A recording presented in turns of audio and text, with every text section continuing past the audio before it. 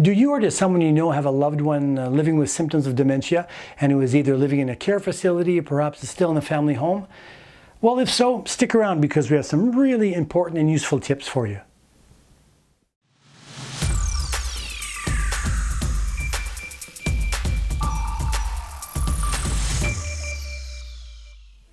Hi there, my name is Ed Humphrey and welcome to a new episode of About Townshippers. This is a web series that helps you discover a bit more about the organizations and the individuals that provide really important services to the English-speaking communities spread throughout the beautiful eastern townships of Quebec. 747,000. That's the number of Canadians that are living with Alzheimer's or another form of dementia. And also, according to the Alzheimer's Association, at least 44 million people all over the world are living with dementia. And if you think about it, that's more than the total population of Canada, which is a pretty staggering statistic. Carol Arbery is a licensed practicing nurse. She teaches in the Health Assistance and Nursing Care program at Lennoxville Vocational and Training Center, and she has also spent, about 27 years working in the field of seniors care. And many of those years have actually been spent right there in the Alzheimer's unit. So if you or someone you know are caregivers to loved ones living with symptoms of dementia, well, I'm pretty sure you're going to get a lot out of what Carol has to share with us today. She's got some great insight, some great tips, some wisdom, and yeah, it's going to be really interesting. So here's part one of our discussion. Well, good afternoon, Carol, and welcome to About Townshippers. Oh, thank you for having me.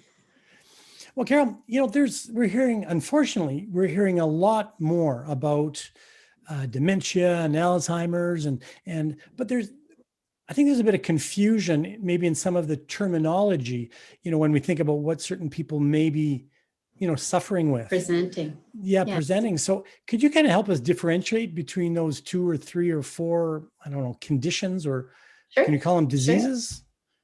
Sure. Yeah, well, we call it dementia. It's like an umbrella, right, with your different little picks on it. So there's different. We talk about delirium, and delirium actually is the one that you'd want to have if you had to have one, because delirium can be caused by, let's say, a drug overdose, an alcohol abuse, malnutrition, dehydration.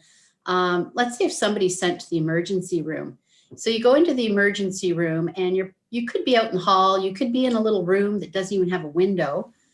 You don't know if it's day or night. There's no clocks in there. There's no calendars. There's nothing to keep you knowing where you are, what time of day it is, what season we are, or anything. And then anytime that you add in different medications, or maybe a catheter or an intravenous or something like that, it can bring on a delirium state.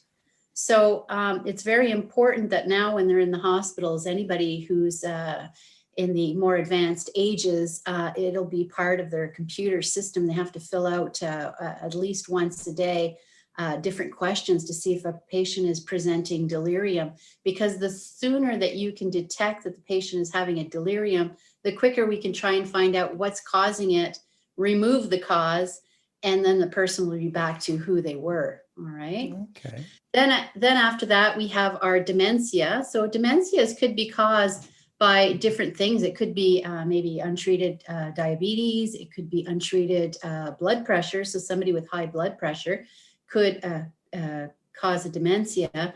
But once the doctor has maybe given you medication for your high blood pressure or whatever and brought it under control, then your dementia is not going to get any worse, right? It's so like it can plateau. Well, it goes down, but then once we find the cause, well, then it's good. It's not going to go any further than that. Okay. It's like if you're jogging and you trip and fall and hit your head on a rock, it might cause a certain amount of dementia, but it's not going to get any further than that. All right, unless you hit your head on a rock again. And then, of course, we have the Alzheimer's disease, which is the least pleasant one of all of them, because Alzheimer's disease, there is no cure for it. The client, patient, whatever we want to call them, is just going to decline until their days are numbered, right? With Alzheimer's disease, there are medications out there that will help slow down the process, but there's nothing that will actually treat it, unfortunately. So those are basically your main three that we see the most. We're hearing more and more about these conditions, and more people are finding themselves or are choosing to look after loved ones at home. Yes. And that's a whole other kettle of fish, and there's a lot of challenges that come with that. So those people are, and my sister is one of them. As I mentioned to you before the interview, my mom suffers from Alzheimer's. Now I've heard you're pretty good with some tricks of the trade, how people can find ways to make it easier on everybody. Any suggestions today? I'd say, why don't we start with maybe things revolving around, say, food and nutrition. First of all, there could be reasons of why we're having a hard time to eat. It could be maybe our dentures don't fit properly anymore, because as we lose weight, our dentures get loose.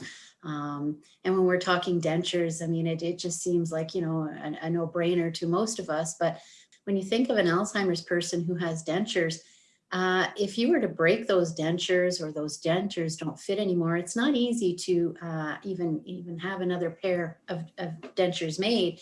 Because, to make dentures, first of all, it's like a plaster that goes inside of a mole, and then you put it in the mouth, and as you push up, well, that plaster kind of goes down in the throat, which causes the gagging reflex. And then, of course, these clients don't want to participate after that, right? So I always tell my students, when you're brushing somebody's dentures that are very slippery when they're wet, right, to make sure that you put like a face cloth in the bottom of the sink. And that way, if the dentures do slip out of your hand, then it'll hit on the face cloth and not on the porcelain sink and break, because it really is not easy to getting another set of dentures made for this clientele. We've gone through that. Pardon me? We've gone through that with my mom. Yeah, it's not easy. And it's the same thing too as eyeglasses. If you can find out what your mom's eye strength is, the right and the left, and you can make sure that's written down or get a copy of that from their ophthalmologist, it's really great to have, because later on, I mean, we're talking people in the home, but sometimes people at home keep them there quite a long time too, if they have a lot of support, and whether they're in the home or whether they're in long-term care, eyeglasses is something that is so easy to break those. And in all honesty, the ophthalmologist is not allowed to make you another pair of glasses unless you've had an eye checkup in the last couple of years. So in saying that, how are you going to get an Alzheimer's client to actually participate in doing an eye exam, right? Is this better or is this better? Yeah. I'm going to say I had my last test last year, and I found it complicated. Yeah, for sure. Yeah, for sure. So us at the old folks home, like I worked in the old folks home for like 27 years, right, on the Alzheimer's floor. And when our clients broke their glasses, it was really difficult because we couldn't just go and get them another pair. So if we know that this is 0.5 and this one, could be 0.25, well, we can go to Costco, we can order them on Amazon, we can order them and get them, but we need to know the eye strength, right, to be able to do this. Point. So it's different things that's kind of interesting if we can, get it ahead of time. Get the, I was gonna throw in a joke here because it's, it's the same as a bra size. I mean, do you know what size your mom's bra is? Like not very easy trying to fit somebody into a bra, even like, trying to order them shoes, So the more information you can get on the person or your loved one, it makes later on a little bit easier also. As far as food and meals go, so it depends on them, all right? Sometimes they have a hard time understanding what utensils are for. So if they can't use utensils anymore, then finger foods like sandwiches, or of course they like French fries, something they can just pick up and eat is so much easier for them than trying to figure out what this fork is for. So of course we're referring to people that are a bit farther along, right? And they're a bit farther along, okay. Or even as far as utensils go, if you have someone who's paralyzed and their hand's kind of crooked like this, adaptable utensils that you can bend so that when the hand is twisted, it'll you bend it to the right way and it'll be easier for them to eat. also too, if we want to talk about our Parkinson's people later on in life, if a Parkinson's person lives to be in the older ages, chances of them having dementia are quite high. And it's not easy to eat when your hand is shaking like this, right? So for these clients, we have special utensils that are weighted, so they're heavy, so the hand doesn't shake as much. Or you Are can those the ones that are strapped? There's a strap on the hand? There's some that are strapped. Those could be for a person who has a bit of like if they've had a stroke, right, and their hand's paralyzed or something, where, just you don't have the grip or whatever. It's for that reason. But the ones for your Parkinson's are more, they're heavy. They have, I don't know what they have inside, but it's a heavier metal in there, so that when they're holding it, instead of their hand shaking with it heavy, it stops the shake. It's weighted down. Okay. Yes, and it's the same as if you put those running weights on somebody's arm just while they're eating will help. Instead of it shaking, you put weight on it and it won't, they'll be able to get the soup to their mouth. Oh, okay. If not, if they can't do that, well then, they have the adult sippy cups where you can just pour their soup into it and they can drink it and it's not going to spill all over the place. So there's different things like that. If somebody only wants to drink and they don't want to eat, smoothies are a great thing. And this here is from the Townshippers Association, who provided me with these lovely smoothie, spin a smoothie. So each one of their smoothies here has a milk product, a type of yogurt, some kind of a vegetable, fruit, some kind of seeds, and maybe a flavor booster. So we have one here that has milk, mango yogurt, Swiss chard raw, fresh mango or frozen mango, hemp hearts, and fresh ginger. This one probably would not interest me at all, but I do like the raspberry spinach twist that's here. And this one here has milk, raspberry yogurt, raw spinach, which honestly, trust me, you don't taste the spinach. It's blended in there, but you don't taste it.